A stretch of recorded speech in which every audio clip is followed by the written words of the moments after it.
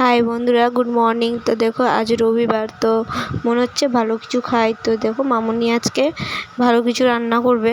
তো চলো দেখো মামুনি আজকে কী রান্না করবে। প্রথমে কড়াইয়ে তেল দিয়ে দুটো ডিম দিয়ে দিবে। ডিমটাকে ভালো মতন ফ্রাই করে নিয়েছে। তো আজকে রান্না হবে এগ ফ্রায়েড রাইস। তো এগ ফ্রায়েড রাইসের জন্য প্রথমে দুটো ডিমটাকে ফ্রাই করে নিল পরিমাণ মতন লবণ দিয়ে। তো দেখো ফ্রাই করা হয়ে গেছে অলরেডি। এটাকে ফ্রাই করে এটাকে ভালো মতন তুলে নেব অন্য বাসনে। তারপরে দেখো একটু সাদা তেল দিয়ে দিয়েছি আর দিয়ে দিয়েছি ঘি, 2 চামচ মতন ঘি দিয়ে দিয়েছি। তো এটাকে ভালো মতন একটু গরম করে নিলাম। গরম করে নেওয়ার পর তারপরে দিয়ে দিয়েছিলাম জিরে, একটু এটাকে ভালো করে জিরে দিয়ে তারপরে দিয়ে দিয়েছিলাম রসুন কুচিটাকে একটু প্রথমে লাল করতে হবে, না তো একটু সেন্ট লাগবে। তো গরম তেল আর ঘিয়ের মধ্যে জিরের সাথে একটু রসুন কুচি দিয়ে এটাকে ভালো মতো লাল করে নেব। লাল করার পর তারপরে দেখো পেঁয়াজটা যে কুচো করে রেখেছিলাম, এই পেঁয়াজ কুচোটা দিয়ে দিলাম। এটাকে বেশি ফ্রাই করতে হবে না, হালকা একটু ভালো মতন করে ভেজে নিতে হবে। তারপরে দেখো লঙ্কা কুচি দিয়ে দিয়েছি, লঙ্কা কুচি করে রেখেছিলাম ওই লঙ্কা কুচো করে দিয়ে দিয়েছি। তো এটাকে ভালো মতন ফ্রাই করে নেব।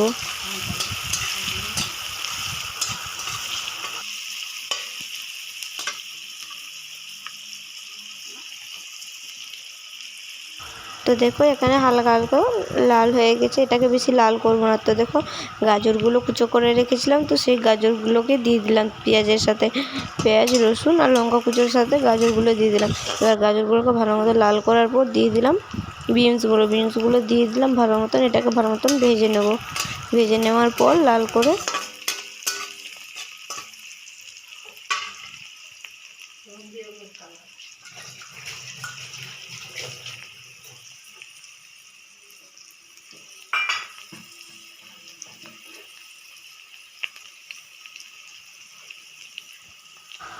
তো দেখো এখানে মোটামুটি লাল হয়ে গেছে, এটাকে বেশি লাল করবো না। তো এখানে ক্যাপসিকামগুলোকে কুচো করে রেখেছিলাম, সেগুলো দিয়ে দিলাম। এটাকে দিয়ে ভালো মতো নেড়ে চেড়ে এটাকে একটু হালকা মতন লাল করে নেবো। এটাকেও বেশি লাল করতে হবে না। এবার সব কিছু দেওয়ার পর আমি ভালো মতন এটাকে মিক্স করে নিয়ে এটাকে হালকা মতন লাল করে নেবো।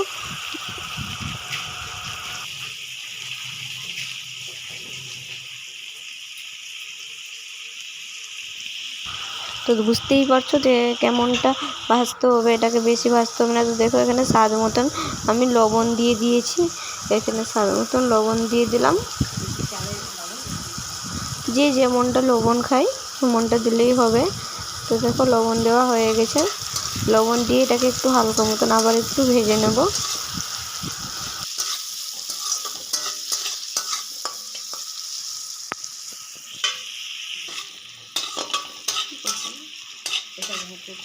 তো লবণ দিয়ে ভাজার পর তো এখানে দিয়ে দেবো একটু এলাচ গুঁড়ো।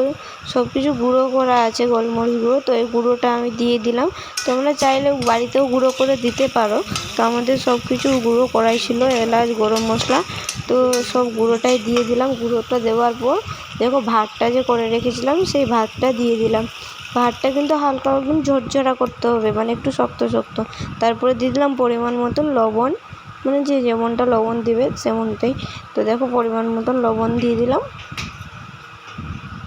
তারপর পরিমাণ মতন হালকা চিনি। এটা তো একটু মিক্স ফ্রায়েড রাইস হচ্ছে, তো এতে বেশি চিনি দিতে হবে না, হালকা একটু স্বাদ মতন চিনি দিয়ে দিলাম। তারপরে দিয়ে দিলাম একটু ভিনিগার, পরিমাণ মতন ভিনিগার দিয়ে দিলাম। তারপরে দেখো এটাকে ভালো মতন মিক্স করে নিলাম। এটাকে সব কিছু দেওয়ার পর এটাকে ভালো মতন মিক্স করে নিতে হবে হালকাভাবে। গ্যাসটা কিন্তু লো করে রাখতে হবে, হাই করতে হবে না। লো করে রেখে এটাকে ভালো মতন নেড়ে চেড়ে এটাকে মিক্স করে নিয়েছি।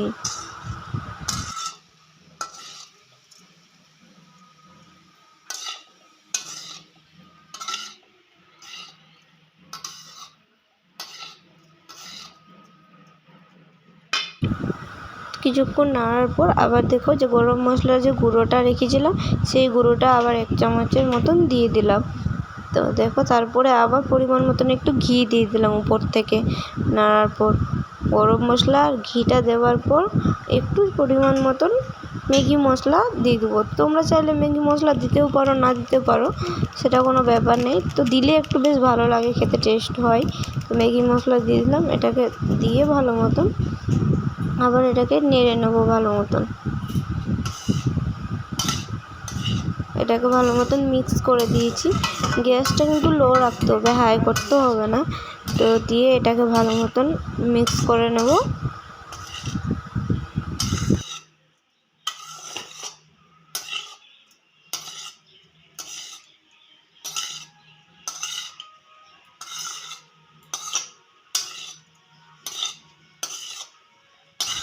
তো এখানে ভালো মতন মিক্স করার পর যে ডিমগুলো যে ঝুড়ি ঝুড়ি করে ভেজে রেখেছিলাম, সেই ডিমগুলোকে দিয়ে দিলাম। তো দেখো ডিমগুলোকে দিয়ে দিয়েছি। ডিমগুলো দেওয়ার পর এটাকে আবার ভালো মতন মিক্স করে নিতে হবে।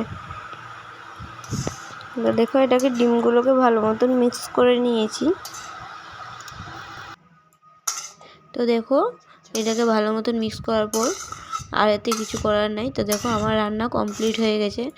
যদি তোমাদের ভালো লাগে তাহলে লাইক, কমেন্ট, সাবস্ক্রাইব অবশ্যই করো।